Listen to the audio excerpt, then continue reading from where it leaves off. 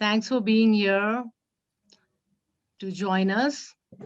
I would like to say good morning and namaste to all the participants and the silent observers, and a special welcome to Dr. Jane for being here today.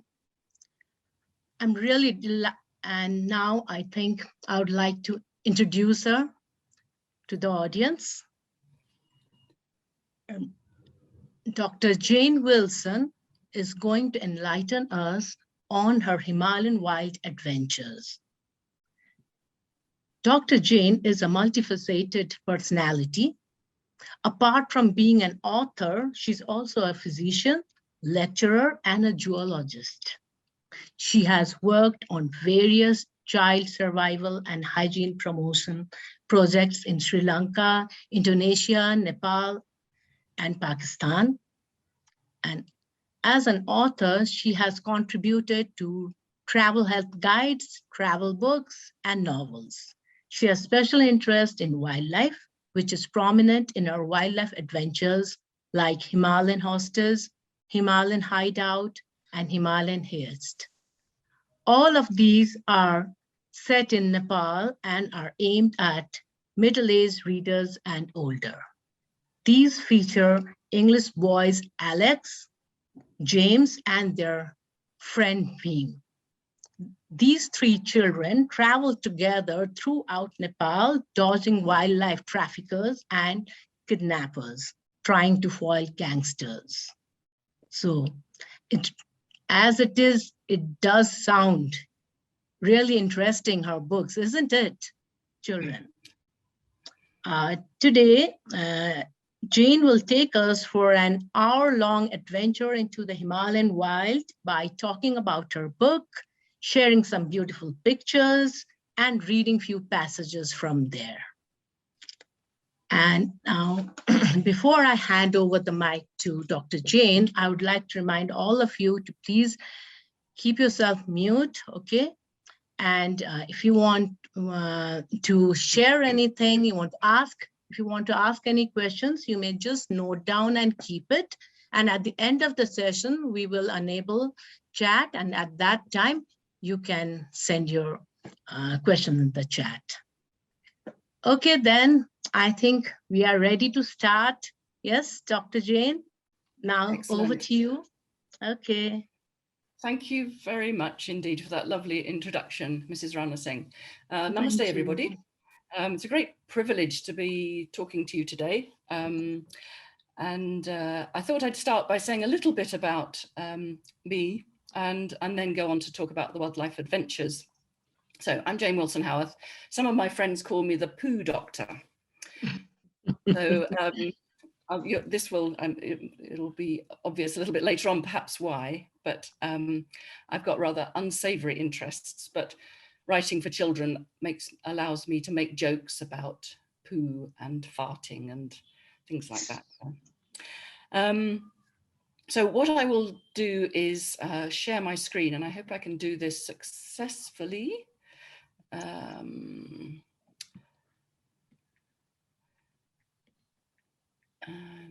I shall start. Sorry, apologies about being a bit slow. So I've got a rather funny name, which is difficult to pronounce even for English people. But I'm lucky enough to have 9 books out, and quite a mixture. But let me talk a little bit about, hang on, sorry, go to my next slide. Somebody said that it's not possible to be both a brilliant author and also a doer. So a writer or a doer, an adventurer or a successful author. But I try to be both because I find I can write best if I write from my own experiences. Most convincingly, because if I can imagine being really, really frightened, like trying to take this motorbike across a very bouncy, wobbly bridge, then I can put that fear into my writing. And I hope, therefore, I can make my writing exciting too. sometimes when I'm writing about a really frightening scene, my palms go all sweaty and I think, oh, I remember being that frightened. It was horrible. So like I said, I write from experience, and I've had the privilege to live in Nepal for about 10 years in total.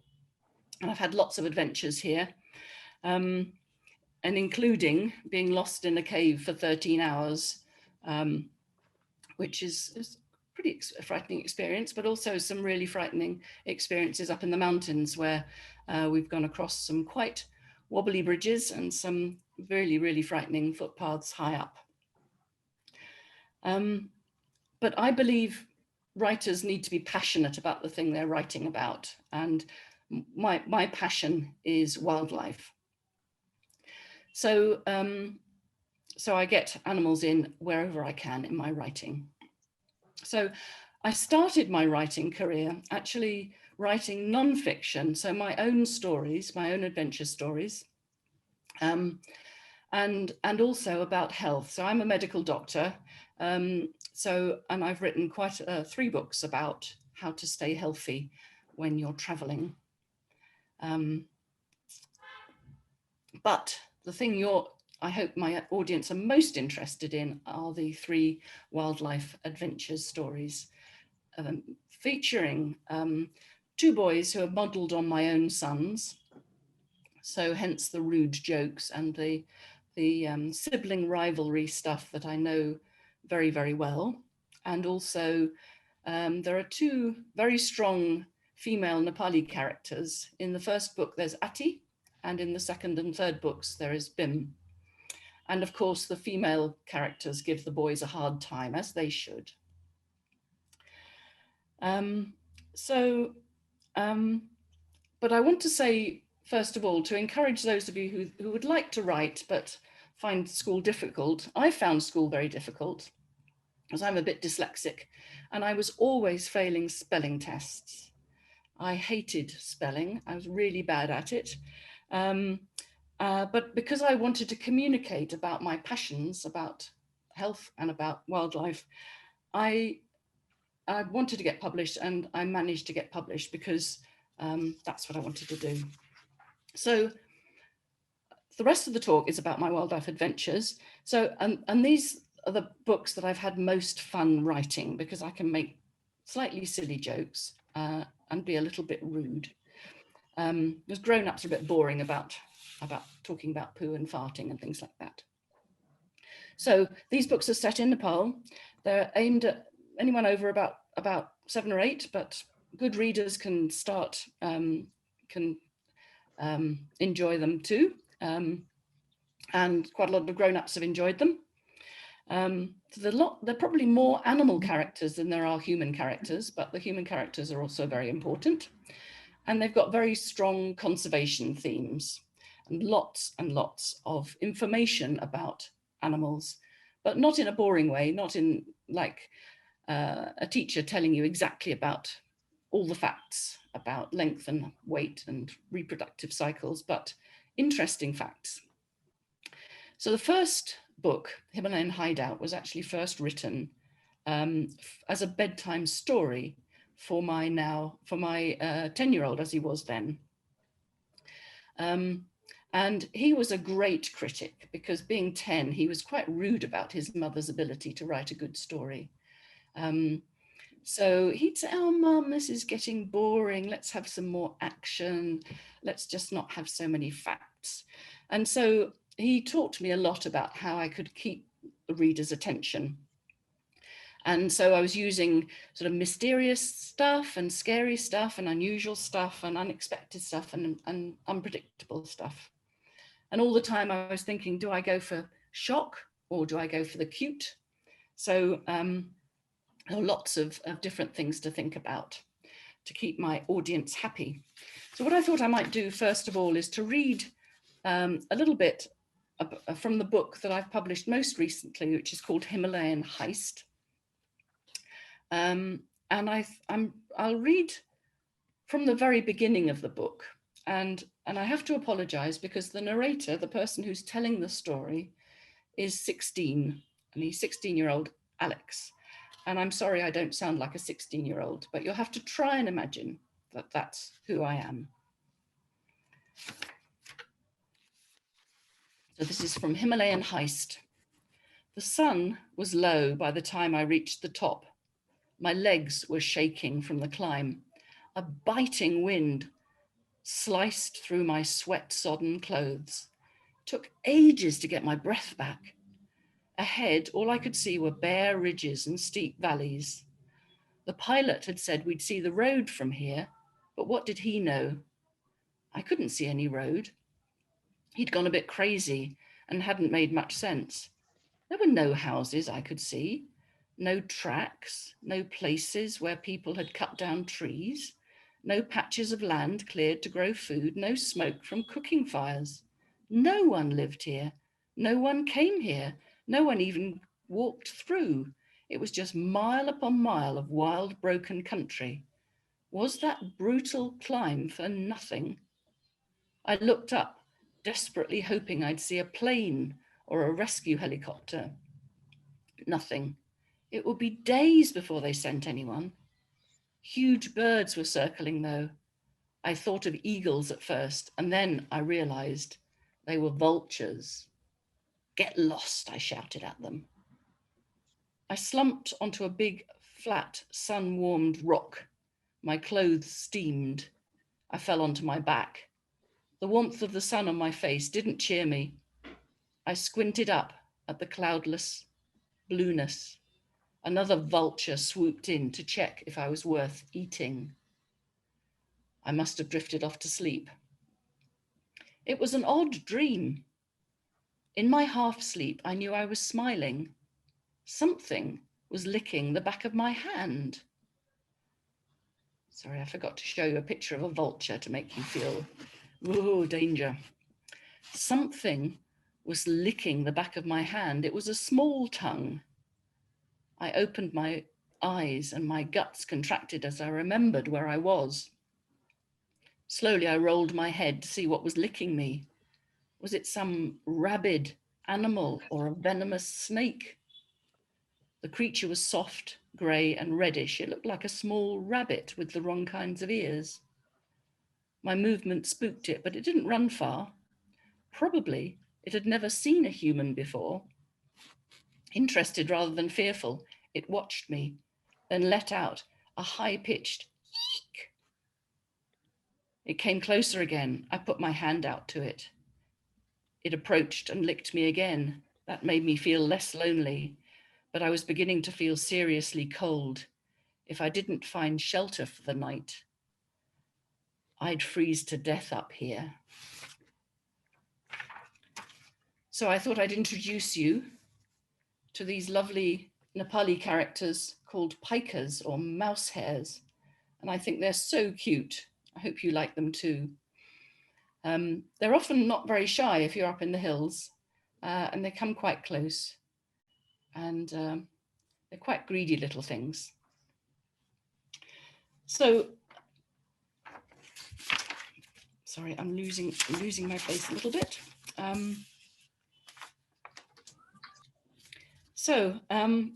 So my books, I hope, introduce readers to animals that they might not otherwise have met. Because Nepal has an amazing array of wonderful, wonderful wildlife. And I think it's easy if you live in Kathmandu to forget that. But if you go out into the countryside, then you see some brilliant, brilliant animals. And in my books, I've been lucky enough to have commissioned a really, really brilliant artist. And she's not only brilliant at drawing pictures that are perfect, perfectly biologically correct, but they've also got lots of life in them. And I think these two golden eagles grabbing a poor, unfortunate hare for their dinner, I think is a brilliant picture. So whenever I mention animals that you might not have recognized, there's either a drawing or a photograph of them. So these are some more of the artist's beautiful pictures. So on the left here, we have the protagonists in the adventure story. So there's the two brothers and Bim up a tree because they've heard some jungly noises, and then they realize there's a whole family of bears that might find them quite tasty. So there they are, hiding up a tree. And in the middle there's a weasel. And on the right, there's a wonderful disheveled looking sloth bear. I think they're brilliant, brilliant pictures. And of course, if you go up into the mountains, you can come across these wonderful so-called blue sheep, which are disappointingly not bright blue, but just a little bit grey. And there's these strange four-horned antelopes, which you can actually, some of these animals you can actually see in the zoo at Jaulikel. So I'd recommend going there. There's a lovely selection of Nepali animals in the zoo. So you can get up close and learn about your wildlife without even getting your trekking boots on. I was fortunate enough to meet these Himalayan tahr in October. And of course, these are the animals that are on the old 50 rupee notes. I think the photograph I've taken of them are more charming than on the banknotes, but do have a look at your banknotes because they've got a lot of beautiful wildlife species on them. So the snow leopard there and some of the little antelopes. Because what I've tried to do in my writing is actually bring in all these characters and make you look a little bit closer at some of the animals that we have in Nepal. We have these amazing oak-leafed butterflies. So in the middle there, this thing that looks like a leaf is actually a butterfly. And when it opens its wings, it turns into the most magnificent blue butterfly that you can see up in the top right there. It's quite a lovely shock for a leaf just to turn into a beautiful animal like that. So if you look carefully at the small things that are moving around in the leaves, then you will have some delightful experiences. On the bottom left there's a little gecko that I fished out of my toilet. He was stuck under the rim and couldn't get out, poor little thing. He was only a baby, only just hatched, I think. Quite a little one. And then at the top left, those yellow butterflies are not quite as nice as they look because they're eating from a massive, great pile of bear poo, finding it particularly tasty. So I'm mentioning animals like this. So I've tried to wrap them all into the story. So when I mention vultures, I try and use vultures to make rack up the tension, because you know that vultures feed on flesh, and if there's vultures around, there may be a dead body of a person or an animal. So what I thought I'd do next is I'll read another snippet from the first wildlife adventure story, which is called Himalayan Hostages. So the third story that I read you was from obviously up in the mountains when it was cold and there was snow visible. This is down in the Tarai, and so there's a picture of the Karnali River. So we lived on an island in the middle of the Karnali River in the west of Nepal. And this is what it looks like. Lovely, lovely clear water and amazing animal and wildlife. So again, the narrator is 16-year-old Alex, and he's with his little brother, who's 13-year-old James, who's a bit of a pain, but poor Alex has to look after his little brother, which sometimes he likes, sometimes he doesn't. So this is from Himalayan Hostages. We waded into the river where the smooth cobblestones showed through the shallow rapids. They were all kinds of colours. The sparkling water only came up to my knees, but already the current made me unsteady and my feet slipped. It would be okay though. It looked quite shallow. Then, 3/4 of the way across, the current grew much stronger. It was getting seriously difficult. It was up to James's chest, and he thrashed about wildly as he tried to keep on his feet. Each time he slipped, the river swept him further and further downstream and further from me. I tried awkwardly to make my way over to help him, to get his feet down again, but I was beginning to struggle too. Upstream, I saw 2 ugly lumps on the riverbank. Lazily, they slid into the water and they disappeared with hardly a ripple. We wouldn't see them, even if they came close, until it was too late. The bag on my back weighed me down. I wasn't so confident anymore. I didn't know how much I was going to be able to help James. I shouted, "Swim for it now, it isn't far." He plunged forward. The current caught him and swept him away. He was splashing but afloat. I couldn't believe how quickly the river was taking him. James went under and reappeared way downstream. He was spluttering and choking. He went down again and didn't come up. Then the river swept me off my feet. Something gashed at my leg. It had a hold of my backpack and was pulling me under and spinning me.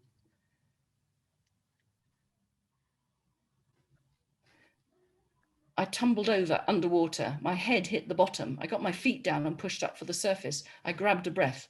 I was pulled down again and rolled over. I wasn't sure what was up and what was down. I was sure that it wasn't just the weight of my backpack that was pulling me under. I didn't want to die, not like this. So that's a snippet from Himalayan Hijack. And I hope you've guessed by now what kind of creature was attacking Alex. So it might have been a mugger crocodile, or maybe it was a little gharial. It was actually a mugger, which are supposed to be non-dangerous, but every now and again, some poor unfortunate person does get eaten by one. They're quite big, quite nasty, and quite cold-blooded in both senses of the word. So I hope you found that a little bit exciting. So I wanted to just show you a couple more pictures and read a final abstract. And then we'll have some time for questions if you like.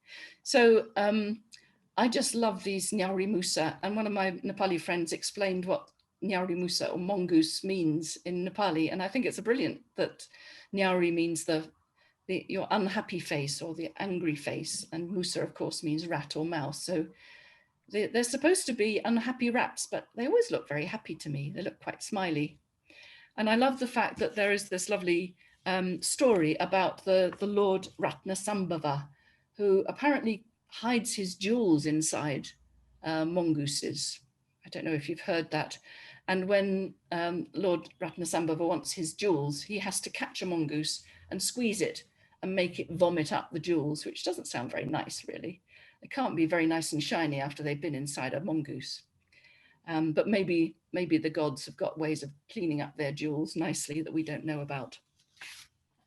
So, so I thought I'd take you back down into the lowlands and introduce you to another blue animal. So the nilgai, or the blue bull, is also not very blue. It's a little bit disappointing when you think, oh, I'm going to see a blue antelope.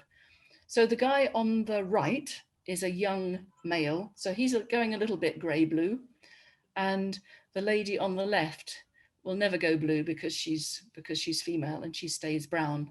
Beautiful, beautiful animals, about horse size. I hope some of you get the chance to see them in the wild. They're very elegant animals. So I'll stay with the picture of the nilgai while I read a final abstract from Himalayan Hostages. Apologies where I find the right place. So this is from the very beginning of the first book, when you're getting to know the characters, and I hope you'll get to know my characters from this excerpt. So this is the beginning, the very beginning of the book, and Alex is the narrator again. No matter how often I shook my head, flies landed back on my face again. Blinking didn't keep them out of my eyes either. They walked on my lips. Something bigger tickled the end of my nose and I looked cross-eyed. 2 of them were mating on me. They weren't bothered when I tried to blow them away. We didn't know why those men had picked on our family, why they had made that phone call, which in a few short days had turned our lives into a complete nightmare. All we knew was they'd left us here tied around a thin tree, ropes cut into my wrists. "Hey, James," I rasped. He fidgeted and pulled the ropes so they hurt my wrists even more. "I want a drink," James said. "Yeah, me too." My voice was scratchy, my tongue thick. It stuck to the roof of my mouth. James made a strange spluttering sound. "Ah, a big fat fly's just flown into my mouth." We were sitting on the dry dirt. Each of my hands was tied to my little brother, so our arms encircled the smooth tree trunk. Roped like this, our backs to the tree, we couldn't even look at each other, really. "When will they come back, Alex?" "I don't know," I said. "I don't suppose they care at all now that they've got the ransom money. Look, I have an idea. Get the matches out of my pocket, will you?" He shuffled round. He pulled. "Can't reach." "Oh, come on, try harder." There was a alarm shout from a langur in the tree above us. This was not a good sign. I edged my bottom towards his left hand. "I'm closer, try again." After lots and lots more struggling, James got his hand on my trousers and then the ends of his fingers into my pocket. He got a finger on each side of the matchbox and pulled out a battered pack. And then with James striking the match and me holding the box, he lit one. He dropped that. It went out. We lit another. He managed to get it between 2 fingers and positioned it under one of my bits of rope holding our wrists. "Oi, ow, you're burning me." My skin was stinging. I could smell matches and burning leaves. Then James said, "What was that?" "What was what?" "That bark." "Spotted deer," I said. "Alarm calls, quite close. There must be a leopard or a tiger about." I smelt burnt arm hair. James said, yeah, but there's something moving over there," and he jerked his chin towards a patch of the undergrowth. "Come on, just work on the matches, will you?" James said, "Look, there is something moving over there, Alex." I scanned the undergrowth. Small leaves trembled like they were scared too. "It's just the wind," I said. "Nah," James said, and let a fart go noisily. "That's wind." "You're such a gentleman," I said. Sounds from another part of the undergrowth. Sounds came from another part of the undergrowth. Finally, I saw stealthy movement.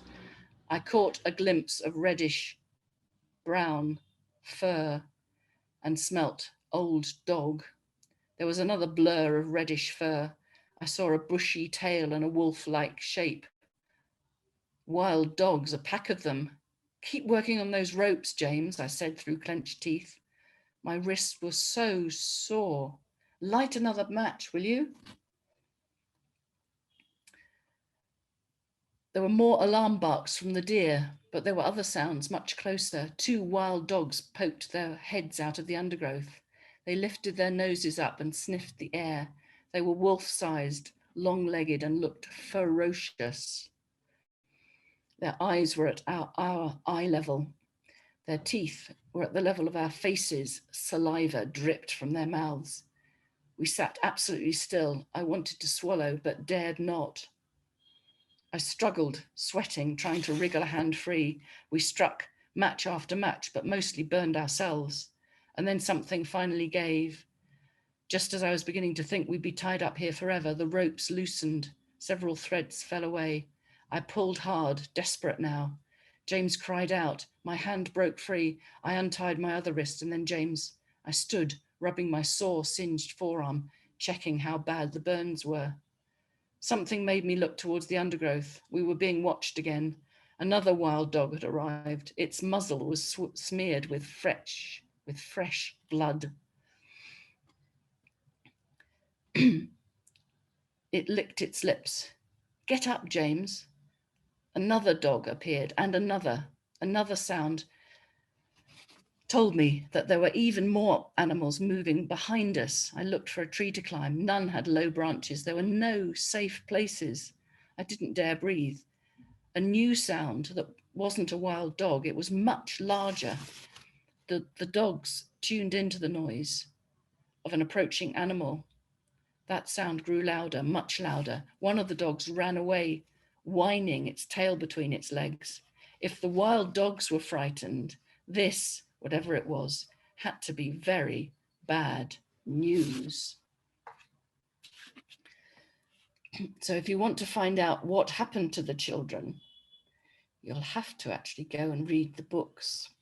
So I've gone through that very quickly so we can allow a little bit of time for questions, but I've also put up the book covers again. So the physical books are available in bookstores in Kathmandu. So Vajra Books have published it, and Vajra Bookshop in Tamil has them, and so does Wisdom in Ekantakuna. And if you're interested in ebooks, the first two stories are available as ebooks, and I've shared on the chat the link to the ebook links. And Himalayan Heist, I am just recording it as an audio book, so that will be out in about a month. And I'm also working on a Kindle version of that too. So thank you very much for listening to me chatting through there. Shall I stop sharing the screen and then I can see you all again? So it's been a delight being here, and I'm very happy to answer questions. So over to Margaret, madam, I think. But you're muted at the moment. Yeah. Thank you, Jane, for the presentation. It was really a real eye feast for all of us. The pictures that you shared from the Himalayas, our wild animals and all those beautiful insects, and the tiger and the eagle, all that you shared, that really makes me feel like reading.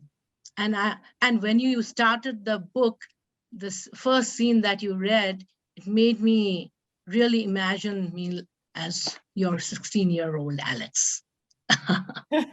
Good. Yeah.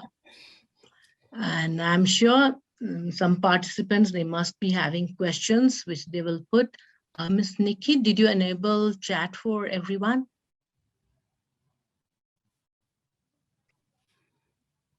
So I think the chat is.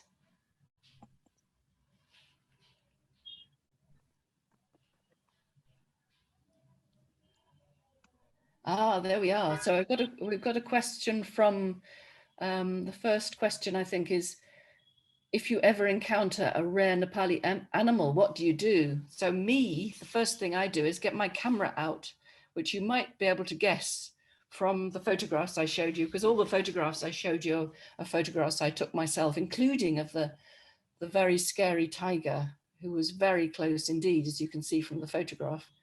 And when I saw him, he was a really big guy.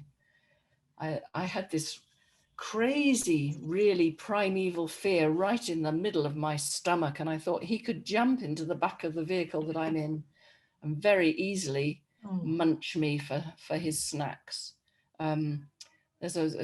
He was just looking between me and my husband, who are quite, as you can see, we're quite old.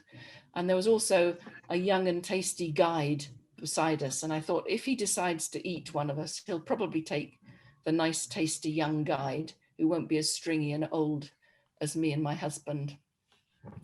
But yes, I've had lots of wonderful wildlife encounters, and I put photographs of quite a lot of animals on Instagram, and I've shared my Instagram handle, which is longdropdoc.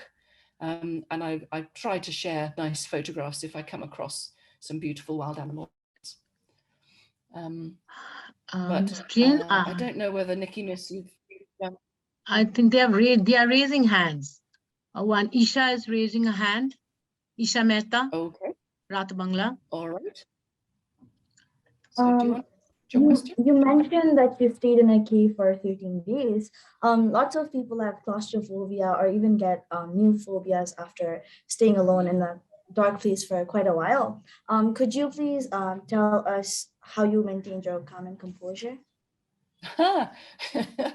That's an interesting question. Yeah, so this was in a cave I went into. I've done a lot of caving when I was younger, and we went into a cave actually in Chobar. And the caves, since I got lost in there, they've put grills on them so that silly people like me don't go in and get lost, because they're rather like little rabbit warrens, and you go in and think, oh, this is quite easy, and turn around to come out, and you realize there are lots of choices of passages, and then you go down the wrong one, and then the light went out. And so I was with a friend called Jill, who didn't know caving so much, and we ended up in quite a small chamber where we couldn't stand up straight. And so we told stories to each other, and we played consequences. Do you know consequences, where you say a word and then you think of a word that's connected with that word? But I kept on thinking of words like skeleton and cemetery and bones and dead body, and which wasn't very helpful, really. That wasn't good in keeping my composure. But we were very, very lucky, because we were staying in a little local tea shop, and the tea shop owner liked going into the caves quite often, and he knew we'd gone into the caves. And he came and found us because he knew we had our bags in his tea shop. And when we didn't come out, he came to find us. And we had helmets and lights and big boots. And he came just with a candle in his hand. And he'd been underground for so long that the candle wax was all over his hand. So it's completely covered in wax. And he went, "Hello, madam, are you all right?" And then he took us to the outside and saved us. But we were there 13 hours, so it was a long time. We were very hungry, but so happy to be out again. But I went carrot caving after that. I don't know why. I'm a bit crazy. I quite like having adventures. So not claustrophobic, but a bit crazy. Thank you. There's one more from Sia Razmandari. Sia, can you ask, please? So as far as I've understood I understood that you were inspired to write books about your wild life because of all the adventures you went throughout your life. So my question is, what inspired you to do those adventures, and what inspired you to explore more and go around the world? Oh, I don't know. I think David Attenborough, you must have seen David Attenborough films. Mm-hmm. So David Attenborough was making films when I was a kid. I mean, he's nearly 100 years old now, and I'm quite old too, but even so, he was making films when he was about 20 years old. And I saw his Zoo Quest series, and I thought they were absolutely wonderful.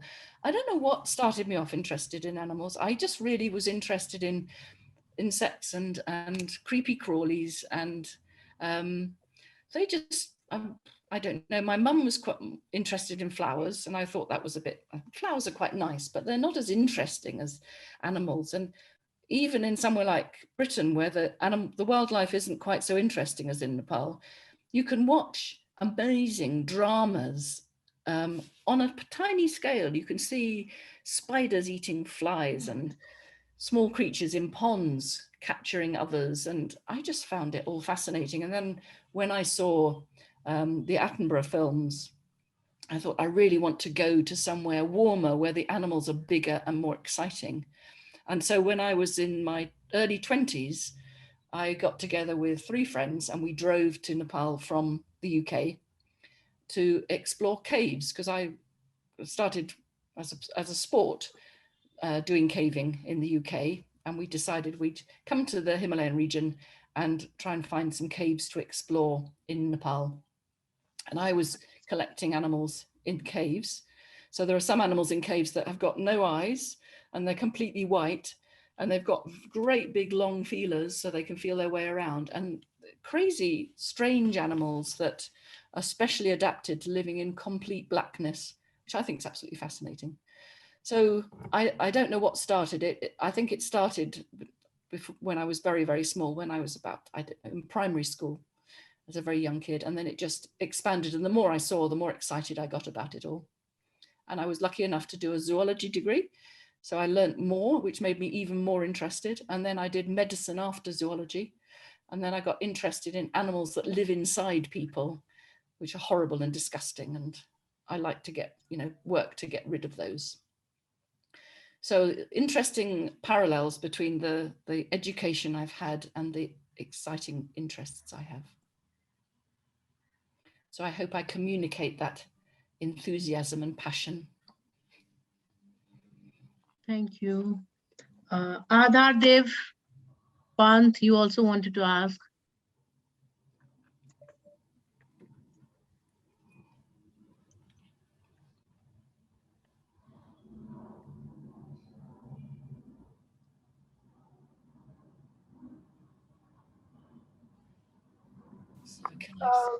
Yes, sir. Good afternoon.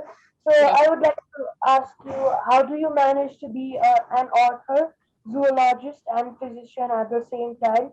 Any tips for managing time? Very good question. Yes. When I was writing the adventure stories, I was working as a very busy family physician in the UK. And I also had small children. And I was having a bit of a miserable time, actually, because the government were closing down my clinic, and my patients were very unhappy because my job was finishing and their clinic was stopping.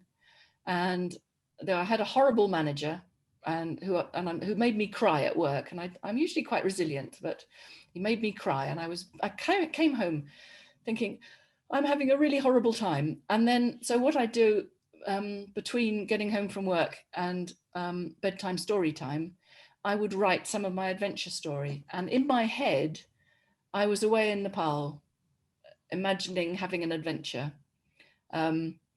with my sons throwing poo at each other. So if you find some rhino poo, it's like a cricket ball, and you throw it at your brother, it shatters into 100 pieces and it goes down inside the shirt, and it's horrible and itchy and disgusting.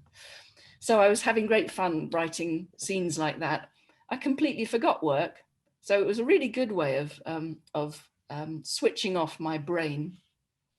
But I think it's very difficult to time manage. I think it's important to enjoy writing. Most people don't make much money from writing. So it's important not to be thinking, oh, I've got to write so I make lots of money.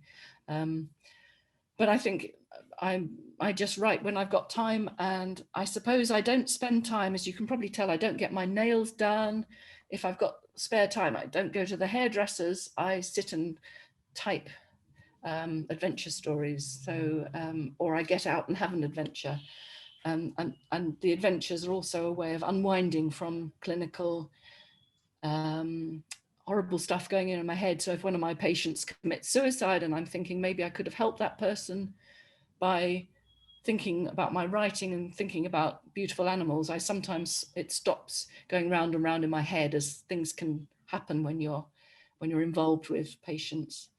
But I did opt to work part-time when I had young children. So I was able to manage that quite nicely. And when I was living in Nepal with the children, I also was able to afford home help. So I didn't have to clean the floors and do all the things I'd have to do in the UK, because we don't have we don't usually have much help in the UK. So it's difficult. I think you make time for the stuff you're passionate about, I think is the answer to that question. So if you're passionate about your work, that's what you do. But quite a lot of doctors are authors as well, because we have this privilege of listening to people's stories. And when you listen to people's stories, then you think, oh, it'd be lovely to share that story in some way, maybe just a hint of the story, not exactly the names and addresses and the ages, but some of the emotion of a story. And that all gets into the writing, and it helps me think about my patients as well. So I think maybe next time I see that patient, I can help them manage their stress in a different way. A long answer to a short question.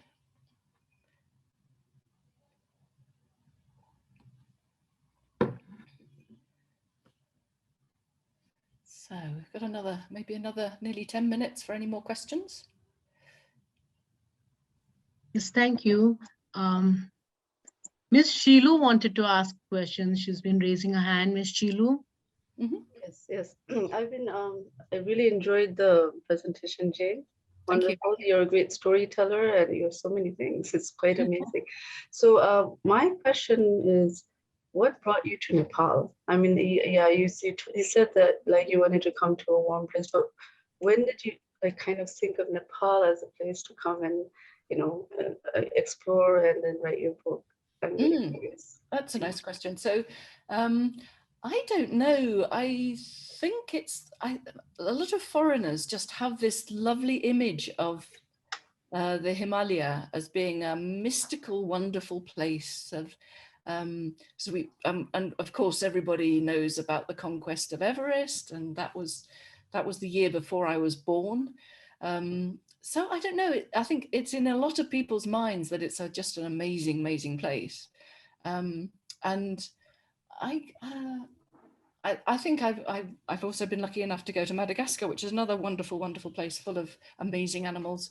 But I think a group of us just started talking together. We wanted to go on an exciting adventure.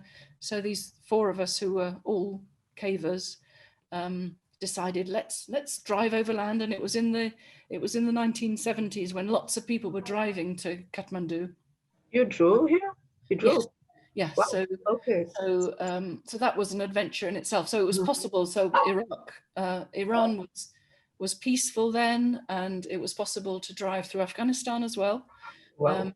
So a really, really interesting journey in itself. And then we went up into the Hindu Kush because there was a bad monsoon that year. So it took us a couple of months to arrive, and then we had further adventures in Nepal itself. But Nepal became very important for me because I met my husband here. So he's a British engineer. And I was thinking, once I came to Nepal, it would be very nice to volunteer with VSO. So I arranged to meet the British VSOs who were volunteering in Nepal at the time. And amongst these people was a rather dishy engineer called Simon.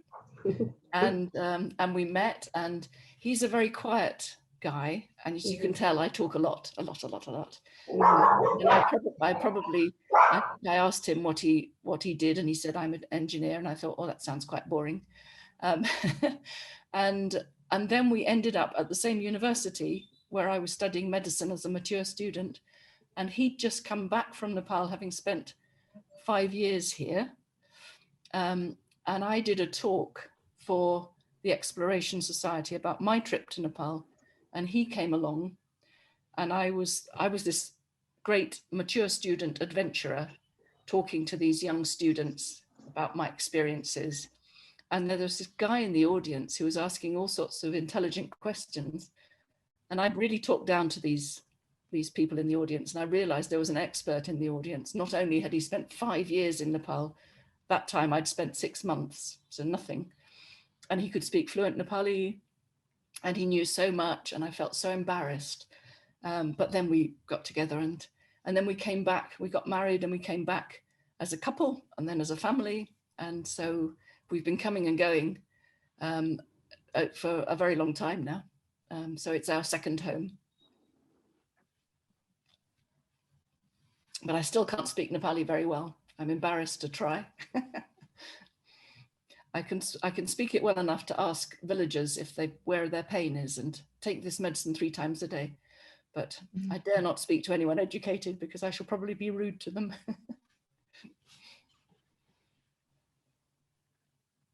Sorry, you're muted, Shilu. I think you can see you speaking, Shilu, but you're muted. Can I unmute you? I'm not sure. Okay, now, yeah, I was not able to unmute myself. Thank you, Jane. Okay. And you know what? I have an idea for another book for you. You can write a book about your love story, whatever. It's a really beautiful story. It's so nice. So And, I have written a book called A Glimpse of Eternal Snows, which is it's not so much of a love story, but it's a story about living on our island in the middle of the Karnali River for a couple of years, about my middle son, who is the hero of the book. But that's published in India, but it's available in Kathmandu. So A Glimpse of Eternal Snows. You might enjoy that. I'm so sorry about my dog. She's barking. So That's okay. and I feel so bad that I haven't explored enough in my own country. So I think I'm inspired to, like, explore more and go around Nepal and explore. Excellent. Yes, that's what I love to hear that. That's what you should do. Thank you so much. Yeah. I think increasingly when we first started to trek, people thought we were crazy, especially when we were trekking with 3 children. And people would say, why on earth are you walking? Why not get the bus? But these days, I think quite a lot of people who live in Kathmandu are exploring and having a lovely time and realizing it's a brilliant, brilliant country. Yes. And so diverse, so many beautiful things to see. Thank you so much for the inspiration. My great pleasure. Miss Jane, there's one more question in the chat. Pragyan Gautam is asking, are you active in any wildlife conservation organizations? No, I'm not. And I guess that is something that I would love to become active. I've been working as a doctor. So when I've been working here in Nepal, I've been doing some volunteering, mentoring clinicians up in the mountains. So I will sit in with clinics and listen to the auxiliary nurse midwives and health assistants and CMAs, community medical assistants, consulting with villagers up in remote places, in places where you can't get an ambulance and you can't get an X-ray, and trying to help them make scientific diagnoses. And that kept me very busy, and I felt that was something that I should be doing as a priority over conservation work. But there's some brilliant, brilliant conservation work going on in this country, being run by the experts, the Nepali zoologists. So I felt as if my skills were probably stronger in medicine than in zoology. But I think maybe now I'm semi-retired from medical practice, I shall become very active back in the UK, fighting for conservation, because we have a big problem, like you have in Kathmandu, with too much building going on and not enough space for wildlife. But maybe the person who asked the question should get involved. It's a very, very worthwhile thing to do. But you have to be interested in poo if you're going to be interested in conservation, because usually when you're trying to find out about animals, you don't see the animal itself. You find where their poo is, and poo is fascinating stuff. You can even tell if you have a bunch of carnivores who are in packs like wolves, what the order, how important the animal is in the pack. So the alpha male has different poo to the underlings. So the guys who are at the bottom of the lower caste in the pack, they don't get much to eat. They only get the skin and the bones, whereas the alpha male gets all the best bits. So you can tell a lot from poo. It's great stuff. Okay. Thank you. And I would like to tell the participants that the chat, we have shared link for Miss Jane's books. You could take from the chat links for a book. She has ebooks also. Yeah, so just to be confusing, so there are yeah, you could just take it. There are two. And save it. There are two ebooks available, but they've got different titles. They're published in Pennsylvania in the US, different titles, so that you'd need the link to find them, or search on Jane Wilson Howarth. You should be able to find them from my funny name, if you can spell it. There's one more question. Okay. From Ashwi.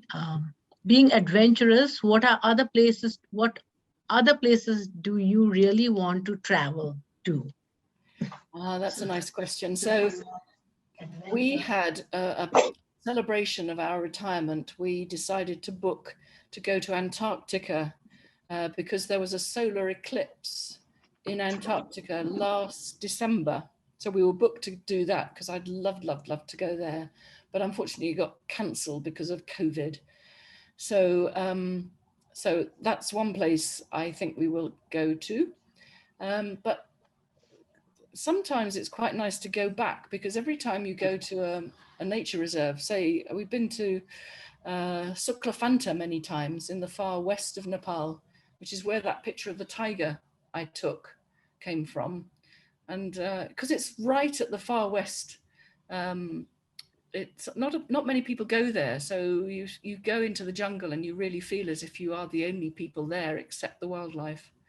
So Suklafanta, you have to fly down to Dangadi and then drive to Mahendranagar and then go further still. So it's quite a long way. But I'd love to travel more in Southeast Asia. I haven't spent much time in Africa. I'd love to go back to Madagascar. My husband has never been across the Atlantic into the New World at all. So he did an expedition to Greenland, but he hasn't been any further west than that. I've never been to Australia or New Zealand. I'd love to see kangaroos. So there's lots of scope. Lots of scope. Long, long list.